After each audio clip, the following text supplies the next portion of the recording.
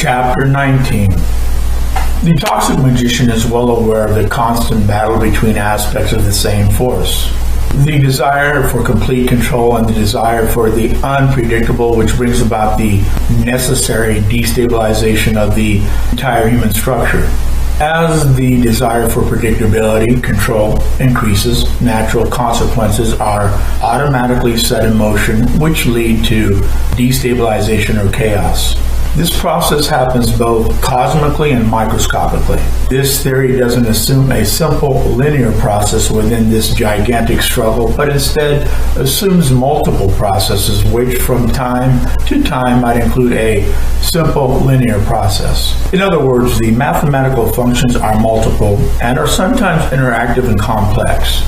This leads to inconsistent error when certain phenomena are scrutinized, since stabilization and destabilization are forever interacting, and something may be on the verge of complete destruction, metamorphosis, while appearing completely stable at the moment of observation. Humans are control freaks. The manipulator knows that. Even stronger than the reality of sex and food is the desire to control sex and food.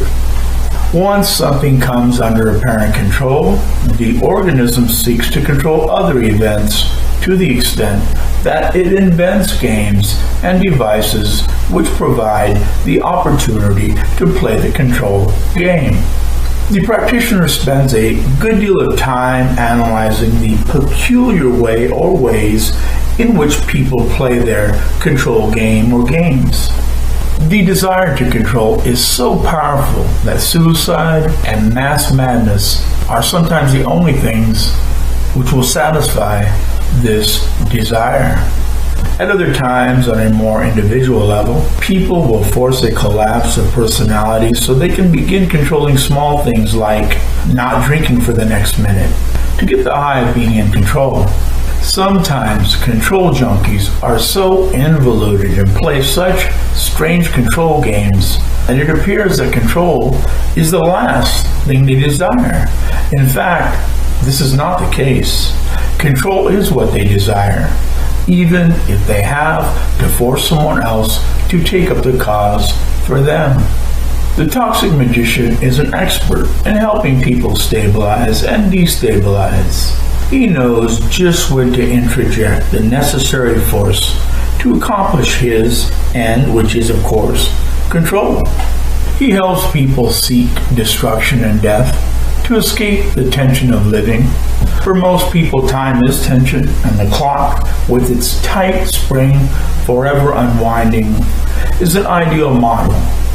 The tension unwinds until the clock stops. The manipulator knows how to hold out hope.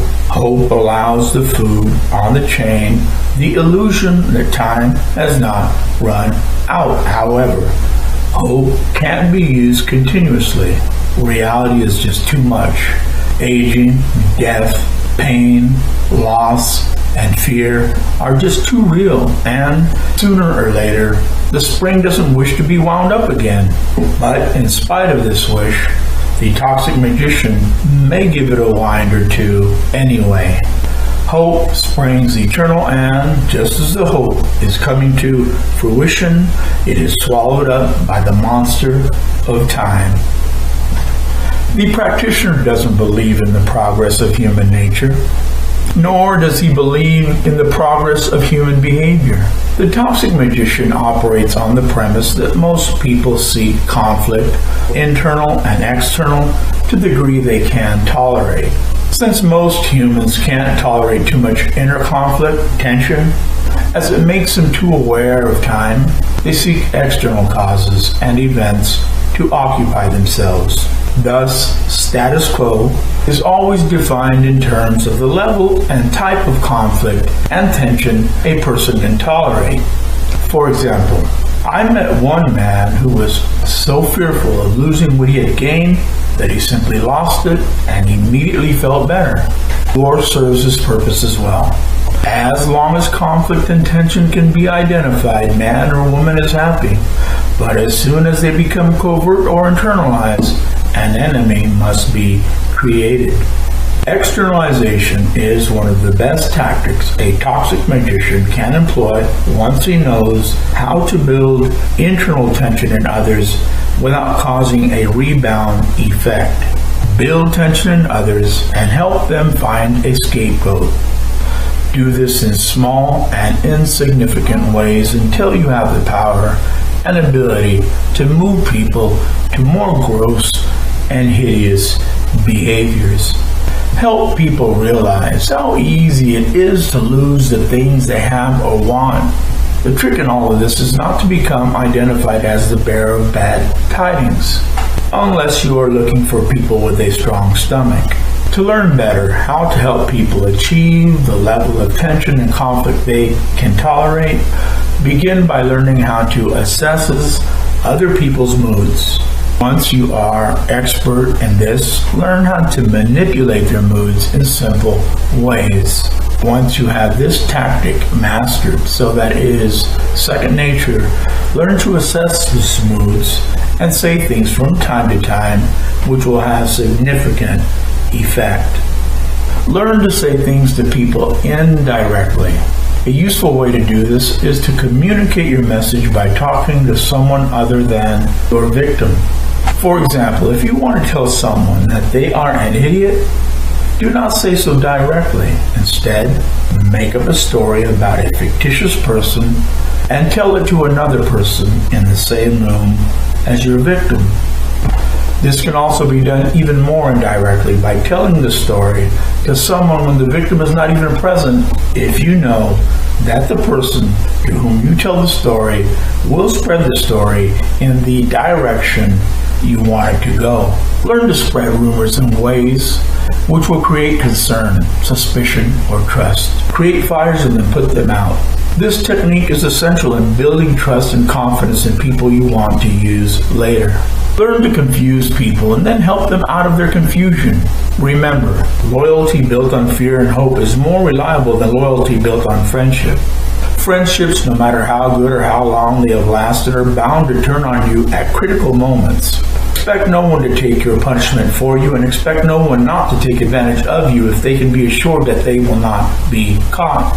People have a tendency to change the rules of the game at a time that is convenient for them. Always keep this in mind and watch for the cues which will tell you that someone is about to change the rules. If there is too much tension in a situation, be prepared for a rule change. If things seem too simple and easy, get ready for a theft of some sort. People like to get away with a little stealing from time to time. Give them the opportunity, as it will make them feel fragmented, weak, and guilty, and you can use this to your advantage. These techniques will not work on a toxic magician. Do not make the mistake of miscalculating your opponents or your position on the food chain. It is always unpleasant to find out that you are the one being eaten instead of the other way around. However, if this does happen, use it as a learning opportunity. It is rare that a person has the opportunity to learn from a real master. Chapter 20. The toxic magician is forever alert to the fact that to increase his accuracy in manipulating common people, he must continually scan the environment for appropriate reinforcers. He must know what will increase the chances of getting others to do what he wants. Often a reinforcer can be as simple as a smile. At other times, however, a reinforcer can be quite complex, consisting of multiple categories of behaviors or items, as well as multiple contingencies. After much self-training, the practitioner always asks himself questions about the environment and the humans operating in it. He is always aware of the limitations of a situation. He is constantly examining the important social reinforcers within any given context. He determines the pecking order and notices which people are most easily influenced by approval or disapproval. He is especially alert to anyone in authority with excellent social skills, as he knows that such a person can also be a toxic magician. He knows that a good practitioner avoids direct confrontation and frequently speaks obliquely in order not to offend people or make them feel small. A person who is expert at this type of behavior can, at will, devastate someone by very simple means. Common people are easily hurt by someone who has been kind and friendly toward them and who they look up to.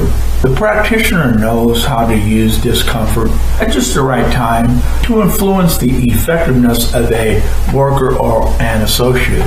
As a rule, a good manipulator or manager is secretly admired and envied by most of his subordinates.